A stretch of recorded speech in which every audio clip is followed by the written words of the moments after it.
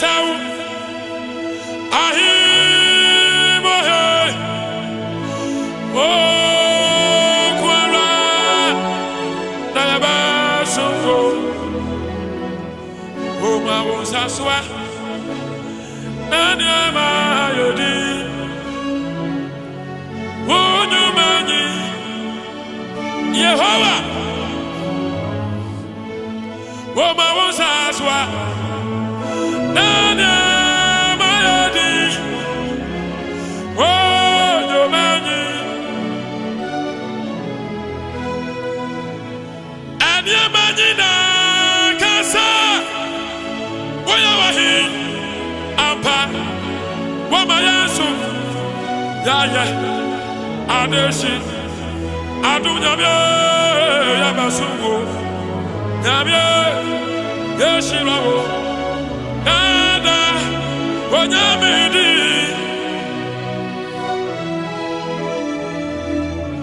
Nyamanyina Kasa Oyawahi Ampa Wamayasu Yasu Yaya Adeshi Adunyamye Yabasungo Yeshirawo Nada Yamedi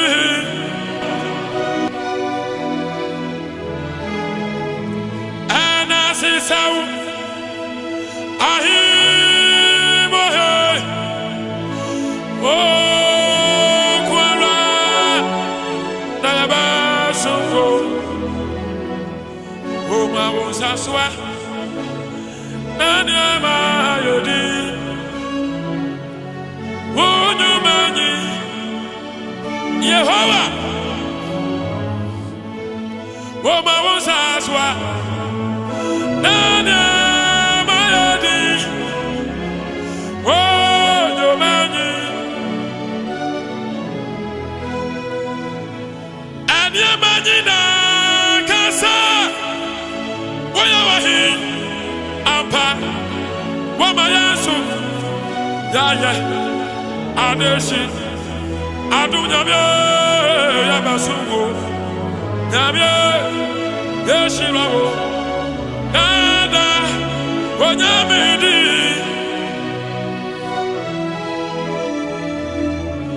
Nyamanyina Kasa Oyawahi Ampa Wamayasu Yasu Yaya